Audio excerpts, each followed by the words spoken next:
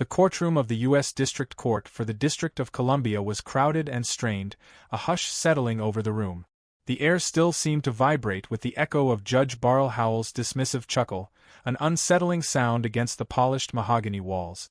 All attention was fixed on Congresswoman Jasmine Crockett, who stood firm at the podium, her expression calm and unshaken.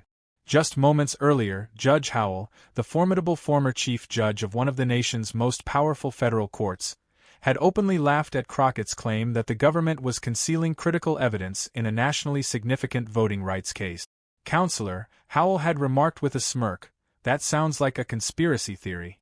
The government doesn't hide evidence. We have discovery rules for that." The brief burst of laughter that followed wasn't just casual. It broke courtroom decorum and sent a loud signal that she considered Crockett's argument not only weak but completely laughable. To many observers, that laugh suggested the case was already over. But Crockett didn't flinch. Instead, she calmly reached into her briefcase and pulled out a single manila folder. "Your Honor," she said in a steady voice, "I'd like to submit Exhibit C." What happened next stunned the courtroom. Within minutes, Judge Howell's mocking confidence vanished.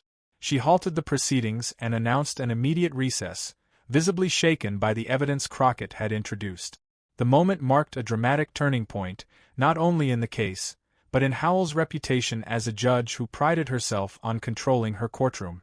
Before we reveal the contents of Crockett's folder, make sure you hit the subscribe button and tap the notification bell. We bring you the most powerful courtroom showdowns, moments the mainstream media often overlooks, where the stakes are nothing less than democracy itself. The case before Judge Howell was no ordinary legal fight. At issue was a controversial voter roll purge that threatened to strip thousands of citizens of their right to vote. Civil rights groups alleged that the purge relied on racially biased algorithms that disproportionately targeted minority voters. State officials flatly denied the claim, insisting the purge was lawful and neutral. Meanwhile, the Department of Justice had stepped in to support the state, arguing there was no proof of intentional discrimination or disparate impact. Judge Barl Howell carried enormous weight in this proceeding. Appointed to the federal bench by President Obama in 2010, she later served as chief judge of the D.C. District Court from 2016 to 2023. Her background was equally impressive. A career that included serving as a federal prosecutor, Senate Judiciary Committee counsel, and private practice litigator specializing in complex cases and digital evidence.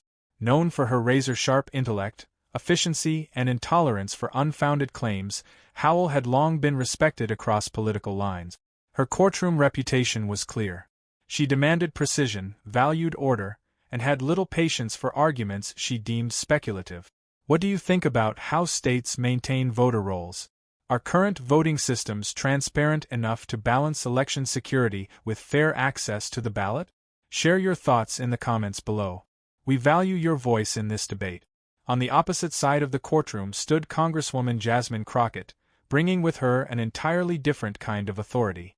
Before her election to Congress, representing Texas's 30th District, Crockett built her career as a fierce civil rights attorney.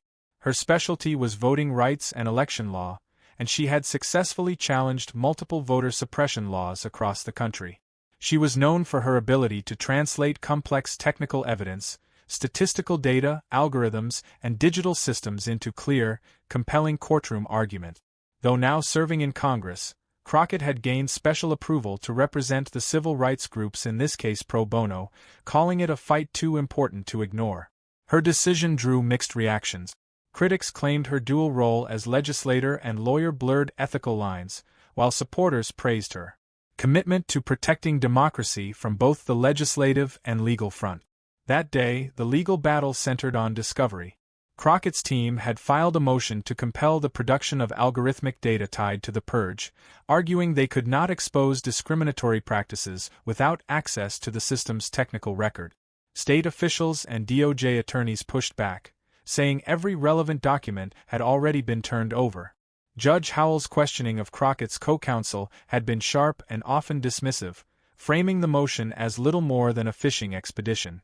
Many observers expected her to shut Crockett down, just as she had done with countless attorneys before, but when Crockett herself rose to deliver her argument, The dynamic began to shift in ways nobody in the room had anticipated.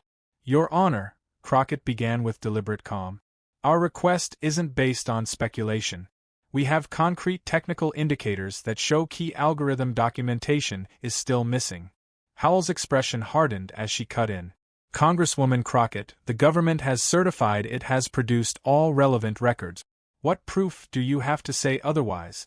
Instead of diving straight into legal jargon, Crockett surprised the entire courtroom with a strategy no one had seen coming. "If I may, Your Honor," Crockett began carefully, "I'd like to start from a technical angle. The partial code we've received contains reference calls to outside modules that weren't included in the government's production. These missing modules appear to house the weighting factors used to decide which voters were flagged for removal." For the first time, Judge Howell leaned forward slightly. Unlike many federal judges, she had a strong background in digital evidence and cybersecurity from her years before joining the bench. That experience gave her a deeper technical perspective on arguments like this.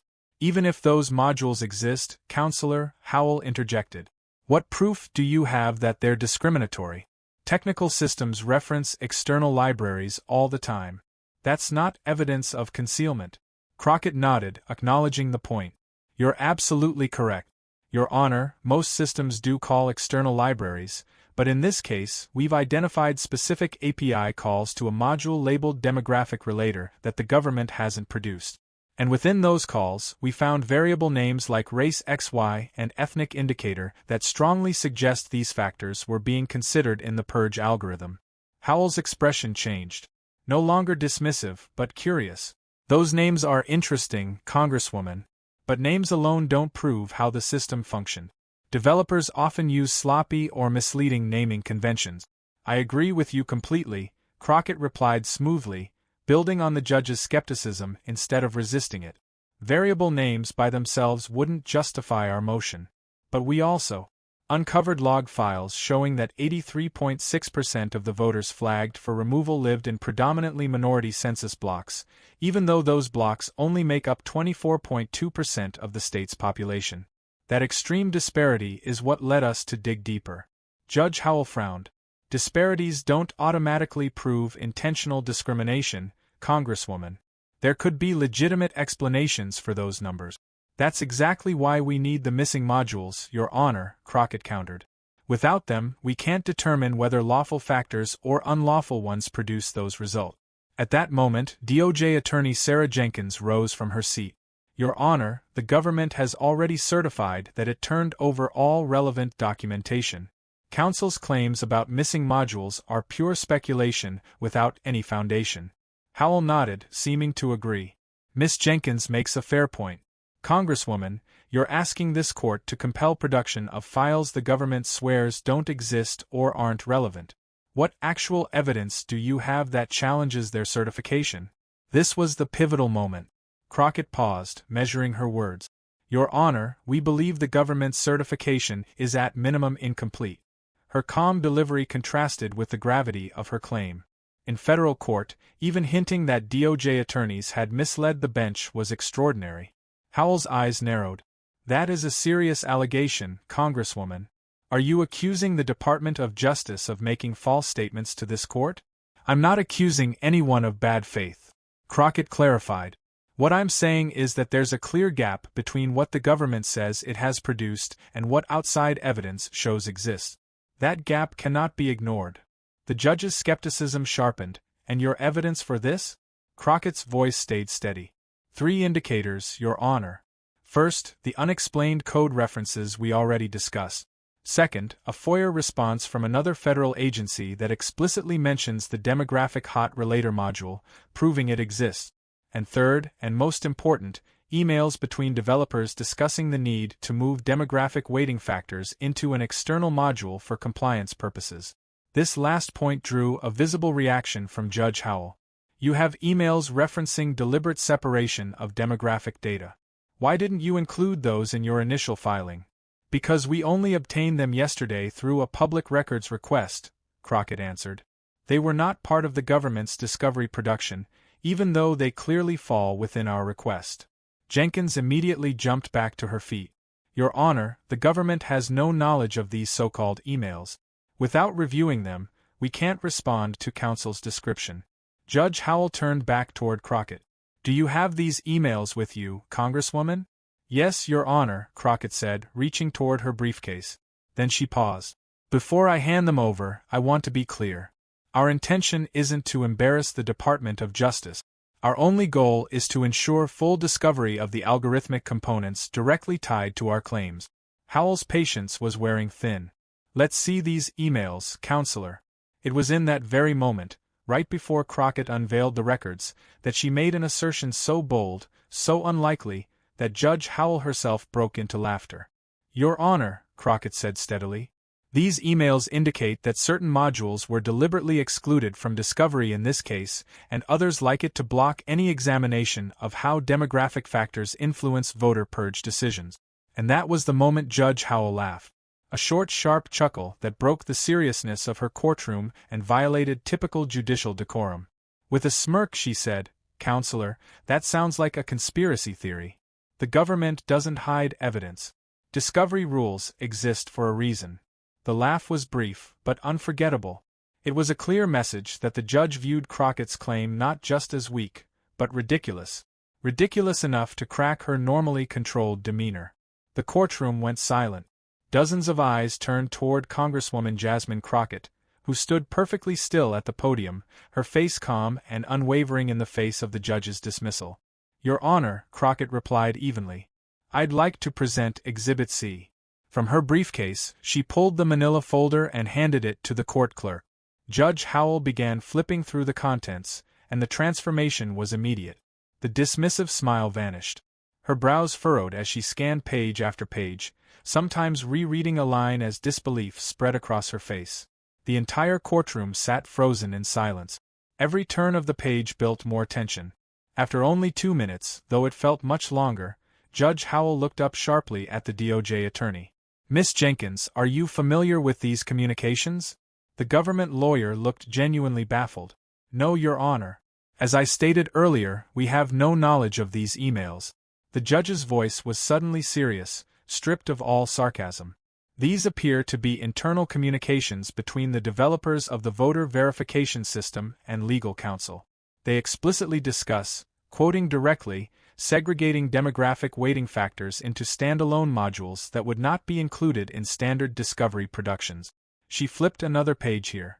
Another email refers to maintaining technical deniability about the race correlator algorithm. The DOJ attorney's face drained of color. Your Honor, this is the first I'm hearing of these communications. The department would never condone. Ms. Jenkins Howell interrupted, her voice cutting like steel. I understand that you personally may not have known, but these emails use government domains. Several recipients are attorneys within your own department. Turning back toward Crockett, the judge's tone had completely shifted. Congresswoman, when and how did you obtain these documents? Through a state-level public records request to the Secretary of State's IT department, Crockett explained. They were produced just yesterday.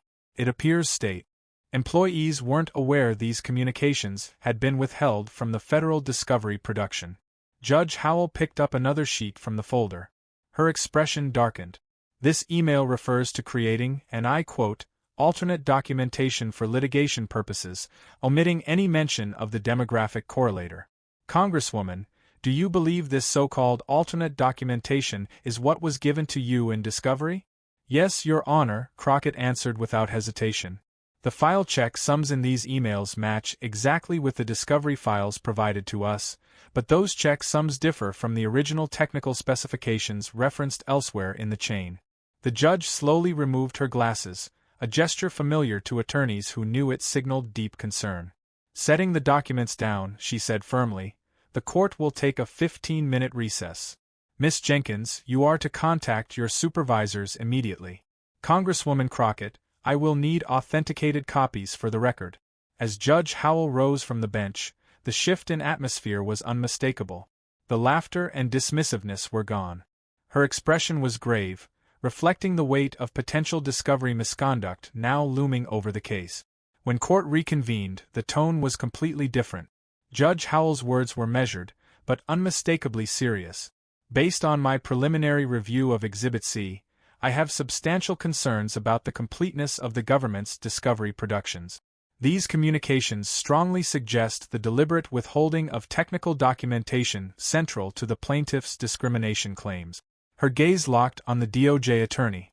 Miss Jenkins, I understand you've consulted with your supervisors.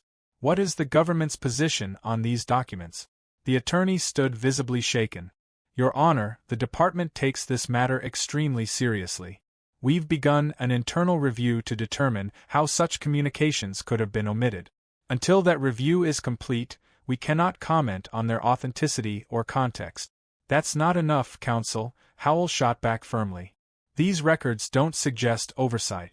They suggest intentional concealment. Does the government dispute their authenticity? We cannot confirm or deny authenticity at this time, Your Honor.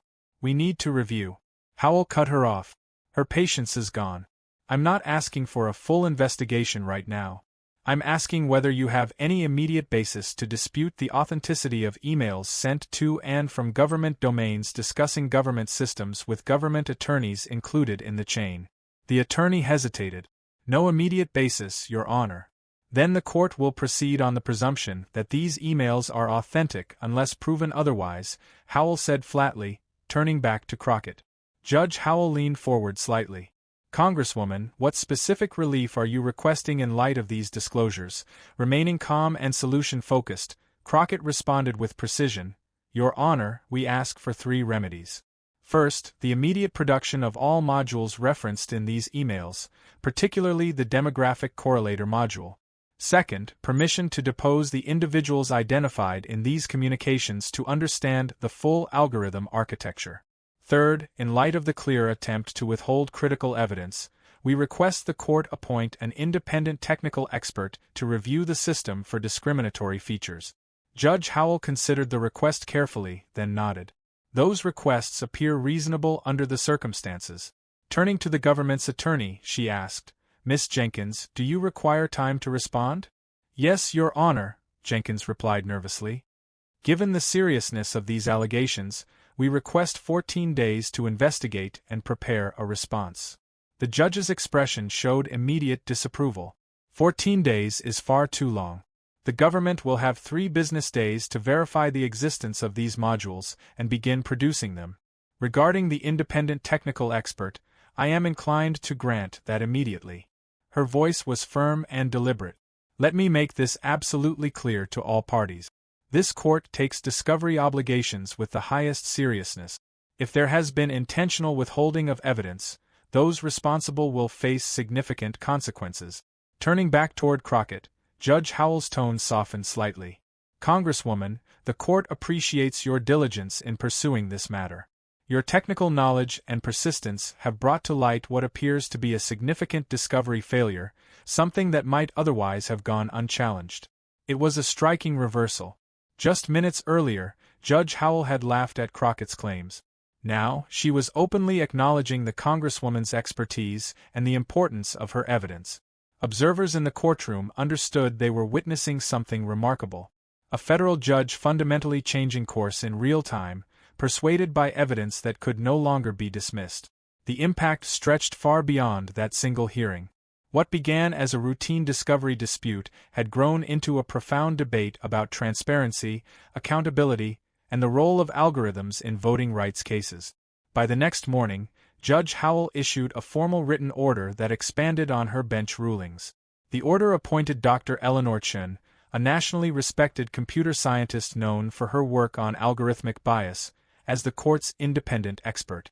It also mandated the preservation of all communications tied to the voter verification system and scheduled a full evidentiary hearing on the apparent discovery violations. Most striking of all, the order contained an unusual acknowledgement. The court notes that but for counsel's technical expertise and diligent investigation, the apparent concealment of algorithmic components may have succeeded, potentially preventing plaintiffs from proving their claims regardless of merit. This recognition sent shock waves through the legal community. The National Law Journal quickly ran a headline piece titled Technical Expertise Meets Legal Advocacy. How Congresswoman Crockett Exposed Algorithmic Concealment. Law schools with technology clinics began citing the case as a model of why technical literacy is now essential for effective civil rights advocacy. Within days, the Department of Justice announced a sweeping internal review to understand how such critical algorithmic documents had been omitted from discovery. The Inspector General launched an investigation across all pending voting rights cases to ensure no similar concealments had occurred. Several DOJ attorneys involved in voting rights litigation were placed under review. The DOJ's Civil Rights Division then issued updated discovery guidance. The memo stated clearly, all components of systems used for voter roll maintenance must be disclosed in discovery, including any modules or code that process or analyze demographic data, regardless of how such components are structured or labeled. Legal technology experts quickly recognized the broader implications. Stanford Law professor Jennifer Martinez commented, "This case shows how traditional discovery procedures often fail when algorithms are involved. Technical systems can be designed in ways that hide discriminatory features, making specialized expertise essential for enforcing civil rights laws effectively." 2 weeks later, Dr. Chun submitted her preliminary expert report. While filed under seal, the court released a public summary. Her findings confirmed what Crockett had suspected all along. The so-called demographic correlator module embedded in the system contained weighting factors that disproportionately targeted minority voters for removal. The report revealed the algorithm assigned higher removal scores to individuals with naming patterns common in certain racial and ethnic groups, and to voters who had moved between minority neighborhoods. These variables were not labeled explicitly by race, but functioned as proxies that produced racially disparate outcomes. Dr. Chen's findings transformed the entire case. What had started as a discovery dispute now evolved into substantive evidence of discriminatory practices, evidence that could shape the future of voting rights enforcement nationwide. Judge Howell soon issued a preliminary injunction stopping the voter purge program in its tracks. She also ordered the reinstatement of voters who had already been removed through the algorithm. In her written opinion, she directly cited Crockett's technical analysis, noting as correctly identified by plaintiff's counsel. The algorithm structure deliberately separated neutral-appearing functions from hidden modules containing proxy variables tied to race and ethnicity. This architecture seems designed not only to disguise the system's discriminatory effects, but potentially its discriminatory intent as well. The impact of this ruling quickly spread beyond the courtroom. 3 states that used similar voter verification tools announced reviews of their algorithms to check for hidden bias. The National Association of Secretaries of State established a working group on algorithmic transparency, tasked with creating best practices for any state relying on automated systems to manage voter rolls. Congress also responded. The House Administration Committee, which oversees federal election law, scheduled hearings on algorithmic transparency. Congresswoman Crockett was invited to testify not as an attorney in litigation, but in her role as a legislator. Her testimony shifted the focus away from the single case toward the broader structural challenge. "The problem isn't just this one algorithm," Crockett explained. "It's that our legal system hasn't kept up with the digital age. Algorithms can embed bias in ways traditional discovery rules simply don't catch. We need statutory requirements for algorithmic impact assessments before these systems are used in elections. We need clear standards for transparency that can't be dodged by clever technical design. Most of all, we must recognize that protecting civil rights in the digital era requires both legal expertise and technical expertise working together." Law schools immediately recognized the educational significance. Several leading institutions launched new courses on technical advocacy for civil rights, giving future lawyers the skills to evaluate algorithms, request the right data and discovery, and recognize when discrimination is being hidden behind code. The Crockett case study quickly became core teaching material in these programs. Civil rights organizations also began to adapt. Instead of depending solely on legal strategies, they started building litigation teams with technical experts from day one. The NAACP Legal Defense Fund even created a specialized algorithmic justice initiative to identify and challenge discriminatory automated systems in voting rights cases. For Congresswoman Crockett, the case demonstrated something deeply personal: the power of combining law and technology to advance civil rights. In interviews months later, she reflected, technical systems are increasingly shaping decisions about fundamental rights. If advocates don't understand both the legal and the technical sides, they risk missing how discrimination is embedded in design. What this case showed is that technical understanding doesn't just provide evidence. It shapes legal strategy. Knowing what to request in discovery, spotting what's missing, and understanding how systems can conceal bias. These skills are now essential for civil rights enforcement. Even Judge Howell later acknowledged the lesson. Speaking at a judicial conference on technology, she carefully avoided case details, but reflected more broadly. This experience reminded me that judges must approach technical evidence with both skepticism and humility. We cannot assume our first instincts are correct when facing complex systems.